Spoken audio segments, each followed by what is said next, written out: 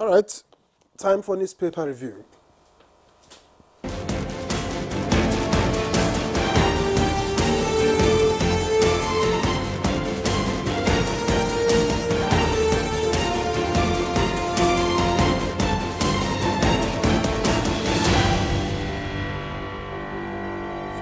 All right, we have with us Chukwudi Okoli Ugbaja. Good morning to you, sir. Did you notice that I can look up and write at the same time? It's called dexterity.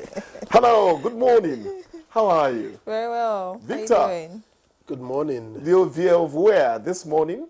Ovio of my family. OVA of NTA Studios. Victor, good morning. Good to see you. All right, let's see what the papers have this morning. We'll begin with the People's Daily. And the People's Daily leads with this headline: 35 killed, 37 injured as accident claims Mulud travelers in Kaduna. A very sad report there. Above that, we have police refute fake security alert on communal clash in Adamawa. Obasanjo, IBB, Abdusalami Gusau in closed door meeting. All right, you want to know what's up? Away from that, just below the picture story, we have in a black strip, Edo Guba, Tinubu didn't sign peace accord. Committee can't force PDP. That's according to Kuka, of course, the convener of that committee. Just below that headline, we have Mulud Khan urges leaders to heal Nigeria with justice, equity. And next to that, Yola South Local Government Area to demand birth certificate for school enrollment. All right. And federal government to exploit $7 trillion global halal market. And finally, this morning from the front page of the People's Daily, we have PWD, JAMB wants equal access to higher education. All right, that's all from the People's Daily on the front page this morning. Let's see what this Nigeria has on its front page. It leads with "You are not alone." And that's credited to Tinubu. Tinubu tells flood ravaged the Borno people. Nigerians demand proactive measures to forestall reoccurrence. NIMET predicts 3-day rains, thunderstorms, and of course that begins today. So everyone be on alert. Just beside the masthead, we have "Don't sell Dangote petrol higher than imported products. Ipman wants NNPCL." Details on page 4 of this Nigerian. Just beside the picture store, of course, the picture is that which was taken yesterday in Maiduguri. And of course, the headlines just beside the picture story: gunmen bomb police station, killed 2 officers in Anambra.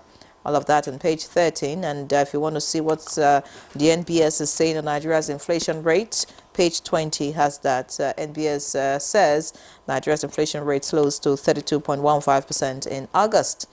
All right. And finally this morning, we have Edo poll as we count down to September 21. APC Reps Caucus donates 200 million naira to Kwebulu Idahosa campaign fund. Obaseki Godalo pledged to sign peace accord conditionally. And that's on page 14 of this Nigeria. Victor. All right, I have the blueprint here. And it leads with this major headline: new price template. Petrol to sell in Borno 1,019 naira per litre. Lagos 950 naira. Nigerians angry, say new pricing regime not healthy. Why Dangote refinery can't come cheap? That's according to an analyst. That story begins on the front page and ends on page 8. And above the masthead, bandits attack Kaduna church, kill 3, kidnap pastor, others. Page 6. Below the masthead, JAMB to offer free transport, accommodation for PWDs during exams. That's according to the registrar. Page 10. And in business, FG set for $7 trillion global halal market, targets $1.5 billion GDP in 2027. Page 13. And in sports, thieves vandalize MKO National Stadium cables. That story is on page 32. And Tinubu visits Borno, announces relief fund for flood victims. NAS members, Bauchi government, others donate 882 million naira. Page 8. And 35 die in Kaduna auto crash celebrating Maulud. You can find that sad story on page 9. Finally, gunmen bomb Anambra police station, kill 2 officers. Page 6. I think that's about it here. And just that small cartoon by the bottom left of the blueprint front page. Trump survives another gun attack. That's according to one parrot. And the other says he's a cat with 9 lives. Thank you, Victor. I'm happy for Donald Trump. Yes, he actually has blamed all these on the so-called rhetoric from Biden and Harris. But nobody does worse when it comes to rhetoric. You're taking it from my lips. But please, when life is spared, we should be happy. It doesn't matter whose life it is. Let's start by commiserating with our Muslim brothers and sisters. The accident is something you would not want to happen. Accidents should not happen at any point in time. But when it happens in the midst of a religious celebration, there's something that happens to you. You know it's sentiment, but that is how human beings are wont to think. It's really unfortunate. May their souls rest in perfect peace. Indeed, it's very important we do that. Obaseki Odalo to sign peace accord conditionally. You know why I don't talk about politicians a lot here, parties and all that? It's so easy for the Nigerian politician to say, he's an APC man, he's a PDP journalist. I don't ever want that taint in my journalism. But the truth remains that if you go to some climes and say that an action you need to assure the polity that there will be peace in the conduct of something that concerns the generality of the people, you hesitate, you lose votes. So politicians, stop taking us for granted. PDP may have its grounds over certain things, no problem, it's normal and all that. But you do not say that you won't sign a peace accord. You're saying it against the people, not your opponents. That's the point I want to make there. Well, if you look at it this way, well, like by implication, it's okay, just sign it. It doesn't matter if it doesn't matter if you live by it or not. Oh, no. You see, you are telling us the job we need to do as people who believe in elected governance. Once they sign it, we also push for their observing it. It's part of developing democracy on the shores of Africa. We can't stay where we have always been known to be. An organism must learn to protect its own life, conserve its life. That's the point.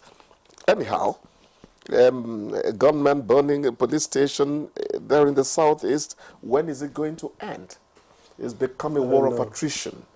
It's an ill wind that blows no one any good. The earlier we make peace in that part of the country, the better for the people. As a journalist, I was taught to speak for the people before every other person. Because those who are elected to govern the people are actually the people's servants. That's the point. Flooding, we thank Mr. President for the relief fund.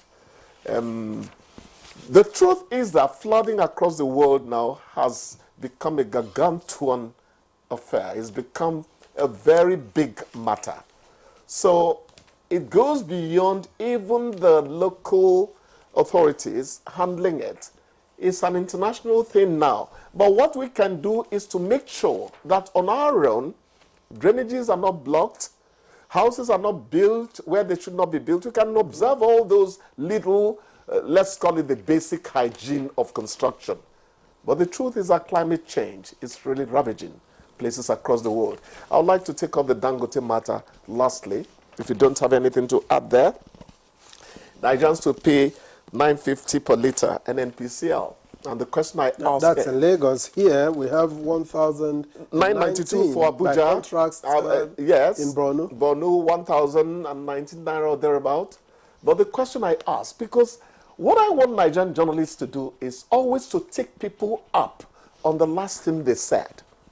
Did we not hear Dangote reportedly saying that the Federal Executive Council will fix the price. Did we hear that? Were they misreported? Journalists should learn to take up what people say. This attitude of jumping on the news of now without reminding you what you said yesterday is part of the reason accountability seems to be elusive here. We must change that attitude. Take them up. Has it changed now? Take them to task for the people of Nigeria. Don't joke with it. I agree with you. It's very important. I agree with you. The newsroom has to become robust again. I agree with you. And really, sometimes, conditions here and there, circumstances that keep Africa back. Make it difficult. But it's not because people don't remember these things, but they label you toxic when it's a whole lot. It's a whole lot. But I agree with you absolutely. You should remind people. There are people in your family. There are people in your extended family, maybe, who label you toxic. You don't know them. What will you do in the world that does not attract criticism from some quarters? Gary, I don't know whether I would like to take that as a jam question. Is there anybody in the world who does not attract criticism? Some jobs are built in criticism. Journalism is one of them. Yes. It's what we owe the people of Nigeria. People are chasing stories. They say a new one today, you report it, you've broken the news. What did he say the other time? Look at what is happening between Trump and Harris. Look at the way they are wooing the voter. They are practically begging because they know the voter will decide what happens to them. That is where we want to go to in this country as well. We hope we get there. That's a prayer. Many thanks, Chukwudi, for your analysis of the headlines this morning. You're suspiciously taciturn this morning. Anyway, you've wished me out. And then, John, when I speak, you complain, and I decide to be quiet, you complain. What would I do that you would complain? Anyways, we'll take a break. No attitude is above criticism. I wanted them to look at this JAM story. I'm not sure what it's all about. JAM to offer free transport, accommodation for PWDs during exams. That's the registrar speaking. Yes. Anything that is done to bring succor to people who need living succor with disability. is you see, you must have a humanist attitude in whatever you do. You must have a humanist attitude. A judge could actually say, you committed a crime, but because of the things surrounding you, the allegiances to maybe children that are, instead of 7 years, you'll do just 5, so you go back to those are things that you build into humanity. It doesn't mean that you don't know how it should have been. It shows you're humanist in your attitude. True. So we thank him? Yeah, of course we thank him. But let us also just mention that bandit story about bandits attacking a church, killing 3 and kidnapping a pastor and other people. These stories continue. Right here in this Nigeria, we can see gunmen actually bombed the police station and killed 2 officers in Anambra. Yes. All the stories, still here and there. That's what I call the war of attrition, the Anambra debacle. Not just Anambra, Southeast really. But the bandits killing people in church, let us do this. Let's see the church as a place where they've struck again. What I want Nigerians to always do is to remove the religion aspect of it, because that is part of the evil agenda of these people. To bring our heads, that's the point. Or the right attitude sees you through life. You have to learn to think broadly. When you do that, your conflicts in life are reduced. All right. I hope the conflicts between the 2 of us, Chukwudi, will be reduced. So we'll take a break. This is Good Morning Nigeria. Stay with us. The conversation starts in a bit.